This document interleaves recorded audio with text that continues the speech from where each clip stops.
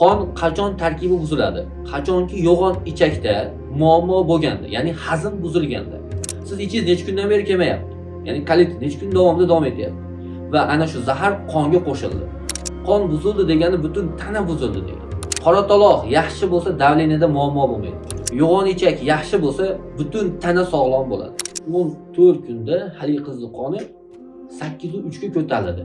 Ko'pchilik aytishi mumkin, ha bitta ukol bilan ko'tarib yubordingizmi deyishingiz mumkin. Yo'q, hech qanday ukolsiz, dori darmonsiz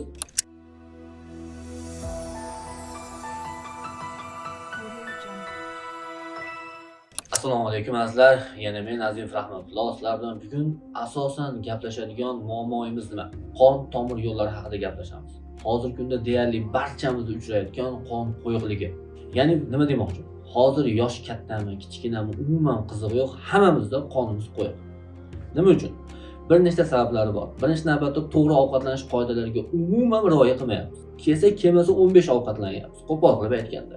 Ikkinchi navbatda harakatlarimiz cheklangan. Dangasa bo'lib qolganmiz. Ozgina misol uchun men do'konga o'zim ham vaqti kelsa, mashinada chiqib kelaman. O'zi 200 metr nari berisi, lekin mashinada chiqib kelaman. Bunaqa insonlar juda ko'payib ketdi va buni evaziga xom semizlik ham ko'payib ketyapti.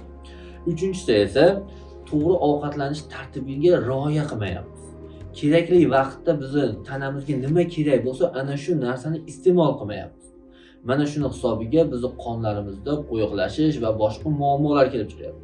Va undan tashqari mana hozirgi kunda davleniya keng tarqalgan, deyarli har bitta xonadonda davleniya degan muammoli kasal o'rnashib olgan. Xuddi haligi qani tushuntirsam bo'ladi. Uyingizga o'rgimchak shuni inqirib oladi-yu, uni busiz ham chiqmaydi davleniya. Onaxonlarimizda, otaxonlarda yoki eng alam qiladigani hozirgi kunda yoshlarda ham mana shu davleniya uchrab turibdi. Men o'zimiz bir ikkita xodimlar bor, hayron qolaman. Ustoz davleniya ham ko'tarilib ketdi. Sen yosh bola nima qiladi senda davleniya deb hayron bo'laman. Nimaga? Chunki ularda asab tizimi, ya'ni spazm tizimlari buzilib bo'lgan. Ya'ni muskullarda tiqilish va tromblarning ko'payishi evaziga birozgina siqilsa yoki asabiylashsa, tromblar shunday qisiladi qon tomir yo'llari va mana shuni hisobiga esa davleniya shunday ko'tariladi. Bundan keyin nima qiladi? Darrov dori ichadida davleniyani tushirishga harakat qiladi. Baraka topib bir narsani tushuningda, juda oddiy narsa tushuntiraman. Siz kundan kunga ana shu ichayotgan doringiz kuchayib boryaptimi yoki kuchsizlanib boryaptimi? Ko'pchilik javobi ha, kuchayib boryapti. Nima uchun? Biz faqat qon bilan ishlamayapmiz-da. Davleniya chiqsa, dori ichyapmiz, og'riqni bosyapmiz-da, qon suyultirish kerak, qonni ko'paytirish kerak, bo'ldi, tamom. Lekin uni ildizi bilan qachon ishlamoqchisiz? Qachon uni ildiziga urg'u bermoqchisiz? Bir o'ylab ko'rdingizmi? Ko'pchilik aytadi, ildiz endi jigarda. Yo'q, albatta jigar emas. Davleniyani asosan boshqaruvchi organ bu qora taloq hisoblanadi. Deyarli hozirgi kunda ko'pchilikda qora taloq bilan ishi yo'q. Xafa bo'lmang. Men yaqinda YouTube'da video chiqardim qora taloq haqida. Juda ko'pchilik ko'rib xursand bo'ldi. Qora taloq haqida ma'lumot kam, eshitmaganmiz, e'tibor bermayapmiz. Rostdan shunchalik kerakli organmi deyshapti. Hazillashyapsizlarmi dedim. Qora taloq bizga qanchalik kerakli organ.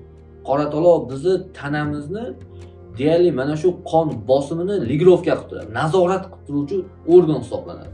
Lekin biz umuman qora taloqqa e'tibor bermaymiz. Qachon qarasa davleniya oshsa, dori ichamiz, ukol qildiramiz, o'zimizga kelamiz, yaxshi bo'lamiz, yana o'sha hayot yo'lida davom etamizda yashayveramiz. Lekin qora taloq bu yerdan buzilganligi va uni evaz tanani ichki funksiyalariga e'tibor qaratmaymiz. Keling, bugun sizlar bilan qon tomirlariga nima qilsak yaxshi bo'ladi degan savoldan ko'ra nima qilmasak yaxshi bo'ladi degan javoblarni olgan menimcha ma'qulroq. Nimaga? Chunki hammamiz dori ichyapmiz, misol keltiraman. Dori ichyapsizda, orqasidan o'limni kola quyib ichib olay deyapsiz. Qani foyda yo'q, qani zarar. Bo'ldi, men mashg'ulot qilaman deyapsizda, mashg'ulotlarni qilyapsiz, lekin bo'kib ovqat yeyapsiz. Nimaga foyda beradi? Misol uchun ko'z bo'yicha keladiganlarga aytaman-da. Zrenam yaxshi bo'lish kerak deydi, lekin shomdan keyin telefon ishlatib, televizor ko'radi, mashq qilayotgan jarayonda. Endi nima foyda? Keling, shuning uchun bugun sizlar bilan kerakmas narsalarni chekkaga chiqaramiz. Qon tomir buzadigan omillardan saqlanishimiz kerak. Birinchi navbatda suv ichishni yo'lga qo'yishimiz shart. Ko'pchilik aytadi, rahmatulloh suv yaxshi ichyapman, ko'p ichyapman, boshqa bo'lyapti. Baraka topib ko'r. Suvni qachonki qaynatib, sovunmasdan, iliqdan baland, hali xo'plab ichamiz-ku, bir xo'plam ichadigan holat. Ana shu holatda ichadigan bo'lsangiz, ana shunda siz tanangizga foyda keltiradi. Qon suyuqlashadi, immun tizimi kuchayadi.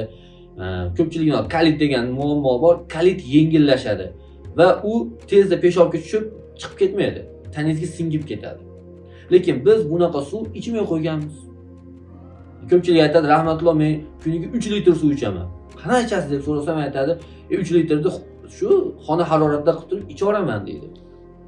Ya'ni xona haroratidagi suv, sovuq suv bu sizga foyda bermaydi. Rahmatulloh, suv ichsam o'zimni kelmayapman. Unday suv sizga foyda keltirmaydi. Tushunib oling. Shuning uchun baraka topinglar, bir narsani tushuning. Suvni qachonki qaynatamiz, ilishidan oldin issiq holatda ichasiz. Ana shunda sizning qon tomir yo'llaringizga foyda beradi. Endi qarang. Qon tomirda muammo borligini qayerdan bilamiz?